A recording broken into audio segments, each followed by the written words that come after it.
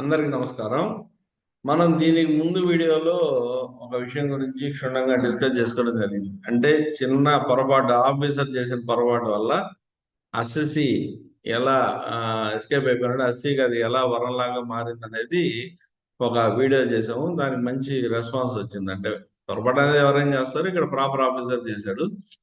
ఇదే similar situation లో మరొక కేసు కూడా మన నోటీస్ లోకి వచ్చింది. దీంట్లో అస్సింగ్ అథారిటీ తప్పు చేశాడు, అప్లైట్ అథారిటీ కూడా పొరపాటు, తప్పు అనకూడదు, పొరపాటు. అస్సింగ్ అథారిటీ పొరపాటు చేశాడు, అప్లైట్ అథారిటీ కూడా అదే పొరపాటు చేయడం జరిగింది. ఫైనల్ గా గౌరవ హైకోర్టు వారు ఆ విషయాన్ని ఐడెంటిఫై చేసి రిలీఫ్ ఇవ్వడం జరిగింది. అంటే ఒక చట్టం కింద పనిచేస్తున్నప్పుడు ఆఫీసర్ కానీ అప్లైట్ అథారిటీ కానీ ఎంత క్షుణ్ణంగా ఆ, ఆ చట్టాన్ని పరిశీలించాల్సి ఉంటుంది, ఎంత క్షుణ్ణంగా ఆ ఆ చట్టం యొక్క లూప్ హోల్స్ ని, చట్టంలో ఉన్న వివిధ రకాల విషయాల్ని వాళ్ళు పరిగణలోకి తీసుకొని ఆర్డర్ పాస్ చేయాలనేది మనకు ఈ విషయం ద్వారా తెలుస్తుంది.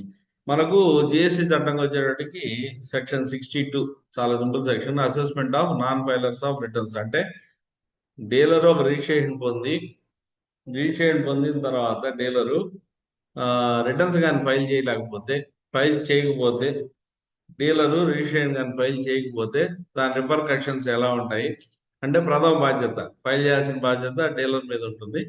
అతను చేయకపోతే డిపార్ట్మెంట్ పరంగా ఏం చేయాలి, ఈ చేయాలన్నప్పుడు సెక్షన్ 62 కింద కొంత ప్రొసీజర్ ఇవ్వడం జరిగింది.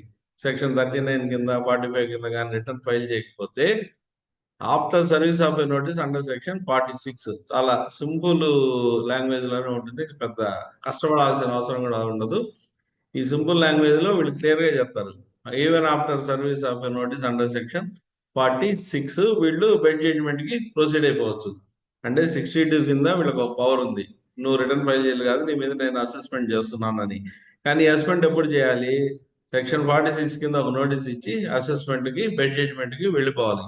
కానీ ఇక్కడ అస్సింగ్ అథారిటీ, అప్లైట్ అథారిటీ ఇద్దరు మిస్ అయిన ఇష్యూ ఏంటంటే, సెక్షన్ 46 కింద ఇవ్వాల్సిన నోటీసుని, అంటే 21/9/2020లో ఆర్డర్ పాస్ చేసి 25/9/2020లో 4 రోజుల తర్వాత అప్లోడ్ చేశారు. అంటే అప్పుడు చూసుకున్నారు వీళ్ళు, మనం ముందు ఆర్డర్ ఇచ్చేసాము, తర్వాత నోటీస్ ఇవ్వాల్సిన అవసరం ఉందని చెప్పి 4 డేస్ తర్వాత 29/2020లో ఈ 46 కింద నోటీసులు అప్లోడ్ చేయడం జరిగింది.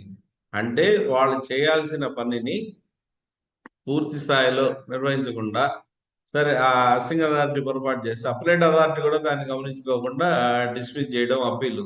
ఫైనల్ గా హైకోర్టు వారు ఈ విషయాలన్నింటినీ క్రోడీకరించుకొని ఫైండ్ అవుట్ చేసి 19.8 లక్షల రూపాయలు ఈ డిమాండ్ ఏదైతే ఉందో దాన్ని ఎలిమినేట్ చేస్తూ ఆర్డర్ ఇవ్వడం జరిగింది. మళ్ళా తిరిగి 46 కింద నోటీస్ ఇచ్చి చేసుకోమన్నారు, అది డిఫరెంట్ ఇష్యూ.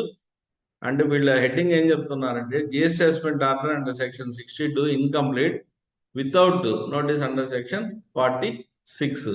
అంటే ఫస్ట్ సెక్షన్ 62 తీసుకోగానే even after service of notice under section 46 అని ఉన్నప్పుడు, అంటే 46 కింద నోటీస్ జారీ చేసినప్పటికి కూడా రెస్పాండ్ కాకపోతే, అప్పుడు అది కూడా 15 రోజులు టైం పెట్టి, అప్పుడు వీళ్ళు నెక్స్ట్ బెడ్ జడ్జిమెంట్కి పోయే అవకాశం ఉంది. కానీ ఇక్కడ కంప్లీట్ గా ప్రొసీజర్ రివర్స్ చేసుకుని కేసుని కోల్పోవాల్సి వచ్చింది. ఇక్కడ మనం గమనించాల్సిన విషయం ఏంటంటే, డీలర్ కి ఎంత రెస్పాన్సిబిలిటీ ఉందో ఒక రిటర్న్ ఫైల్ చేయాల్సిన అవసరం, అలాగే డిపార్ట్మెంట్ వారు డీలర్ మీద ఒక అసెస్మెంట్ ప్రొసీడ్ అవుతున్నప్పుడు చట్టంలో ఏమేం చెప్పారు, ఏ విధంగా ప్రొసీడ్ అవ్వమన్నారు అనే విషయాలు కూడా జాగ్రత్తగా చూసుకోవాల్సిన అవసరం ఉందనేది మనకు ఈ జడ్జిమెంట్ ద్వారా బయటపడుతుంది. గౌరవ అలహాబాద్ హైకోర్టులో వచ్చిన జడ్జిమెంట్ ఇది. ట్యాక్స్ స్కాన్ వెబ్సైట్ లో పబ్లిష్ అయింది. Just and advisor private limited versus additional commissioner grade 2. ఈ జడ్జిమెంట్ లో చాలా ఇంట్రెస్టింగ్ విషయాలు ఉన్నాయి, కాబట్టి మీరు కూడా ఒకసారి ఈ జడ్జిమెంట్ చూసి చదివి అర్థం చేసుకొని, ఇట్లాంటి సిచ్యుయేషన్స్ ఎప్పుడైనా మీకు ఎదురైంటే, అంటే 62 కింద సస్పెండ్ చేస్తూ 46 కింద నోటీస్ ఇవ్వకుండా కానీ చేస్తుంటే, మీరు కూడా ఈ జడ్జిమెంట్ కింద షెల్టర్ తీసుకునే అవకాశం ఉంది. ఆనరబుల్ హైకోర్టు వాళ్ళు చాలా బ్యూటిఫుల్ ఫైండింగ్ ఇచ్చారు ఈ జడ్జిమెంట్ లో. ఒకసారి చదవండి, అర్థం చేసుకోండి. ఎప్పుడు చెప్పుకున్నట్టుగానే మొదటిసారి నా వీడియో చూస్తున్నట్టయితే దయచేసి నా ఛానల్ సబ్స్క్రైబ్ చేయండి. వీడియో నచ్చినట్టయితే లైక్ చేయండి, షేర్ చేయండి.